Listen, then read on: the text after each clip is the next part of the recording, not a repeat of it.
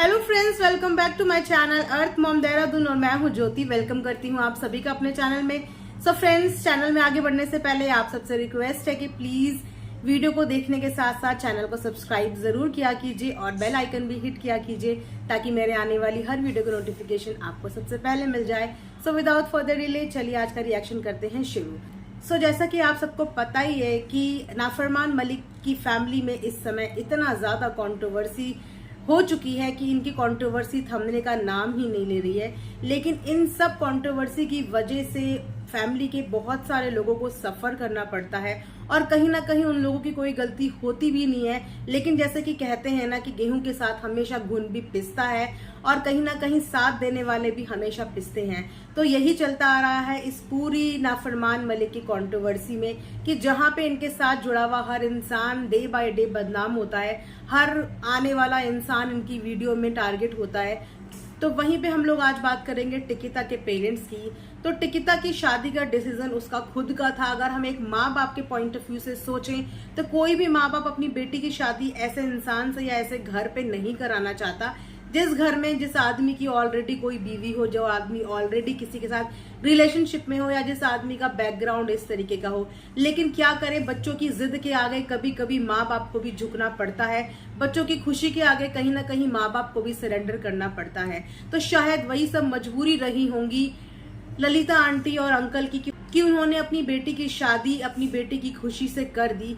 लेकिन इस शादी करने के बाद भी एक माँ बाप को सुकून नहीं मिला। जहाँ पे बेटी का कन्यादान करने के बाद पेरेंट्स सोचते हैं कि हमने गंगा नहा ली, हमने एक बेटी का कन्यादान कर दिया, लेकिन वहां पे ऐसा लगता है कि इस बेटी का कन्यादान करके माँ बाप ने अपने ऊपर बहुत ही बड़ा बोझ ले लिया है, क्योंकि आए दिन उनको कोई ना कोई टारगेट करता है जिस वजह से उन्हें कई बार ऐसे नेगेटिव और ऐसे गंदे कमेंट्स का सामना भी करना पड़ता है, चाहे इस पूरी चीज में उनकी कोई गलती भी ना हो।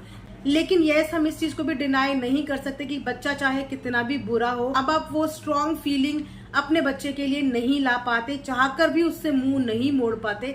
लेकिन यस, वहीं पे बात करें घायल मलिक के पेरेंट्स की, तो उनकी हिम्मत को दाद देनी पड़ेगी कि उन्होंने अपनी लड़की के गलत में उसको सपोर्ट नहीं किया।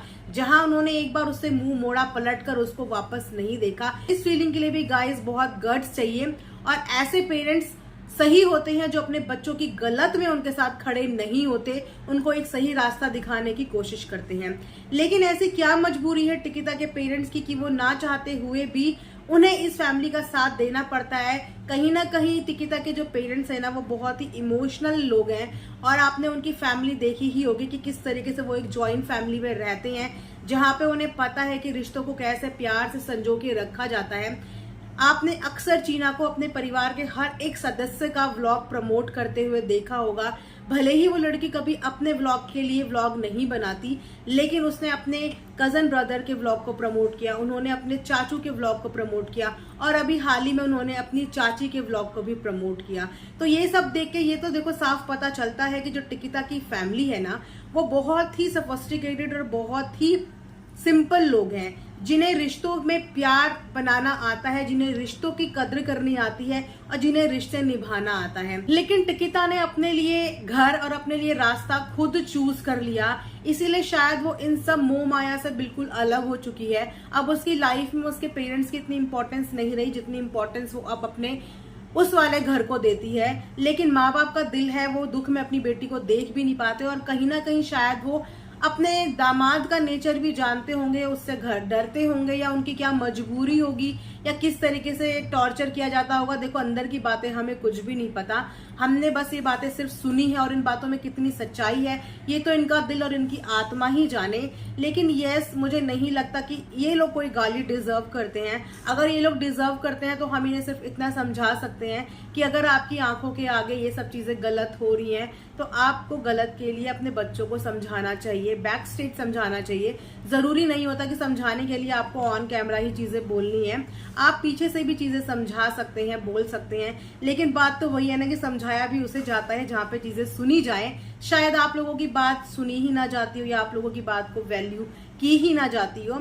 खैर, हम इस चीज पे आगे नहीं जाएंगे। लेकिन अभी मैंने इनके कल के व्लॉग में एक चीज देखी जिनमें इन्होंने अपनी छोटी चाची को यानी कि छोटी बहू को एक गिफ्ट प्रेजेंट किया था जन्माष्टमी में, और वो जेस्चर मुझे लिटरली बहुत ही अच्छा लगा कि इस परिवार के अंदर अभी भी इतनी वैल्यूज है कि अपने रिश्तों को किस तरीके से संजो के रखा जाता है। भाई के एक्सपायर होने के बाद भी इन्होंने अपने परिवार की बहू का, अपने परिवार के बच्चों को अपना समझ के उनका ख्याल रखा, अपना समझ के उनको चैनल बनाने के लिए हिम्मत दी, और तो और उनके चैनल को बढ़ाने के लिए उनको पूरा पूरा सपोर्ट कर रहे हैं। एक नहीं, फैमिली का हर एक बंदा उनके चैनल को चलाने के लिए सपोर्ट कर रहा है। तो जब परिवार में इतनी अच्छी बॉन्डिंग और इतनी अच्छी यूनिटी होती है ना, तो चाहे कोई भी ट्रेजेडी हो जाए, इंसान उस ट्रेजेडी को धीरे धीरे भूल जाता है और अपनी चीजों में इन्वॉल्व हो जाता है। तो हर फैमिली के बीच में ऐसा ही प्यार होना चाहिए, ताकि जब किसी के ऊपर कोई बुरा वक्त आए, कोई बुरी सिचुएशन हो, तो रिश्ते जब आपस में खड़े होते हैं ना एक साथ, तो इंसान का दुख कम होने में थोड़ी मदद मिलती है। तो ये सब चीजें मुझे इनकी फैमिली की अच्छी लगती है। लेकिन जस्ट बिकॉज इनकी बेटी अब उस परिवार का हिस्सा है जिस परिवार में आए दिन किसी न किसी कंट्रोवर्सी की वजह से, कहीं ना कहीं अपनी करतूतों की वजह से वो फैमिली लाइमलाइट में पड़ी होती है, और उसका खामियाजा परिवार के हर एक सदस्य को भुगतना पड़ता है, हर एक नियर डियर को भुगतना पड़ता है। क्योंकि अगर ये लोग साथ नहीं देंगे तो ये लोग जाएंगे तो जाएंगे कहाँ। सो ये था मेरा आज का एक छोटा सा रिएक्शन। आई होप कि आप लोगों को पसंद आया होगा। पसंद आएगा तो like, share and subscribe. And thanks for watching earth Mom Dehradun.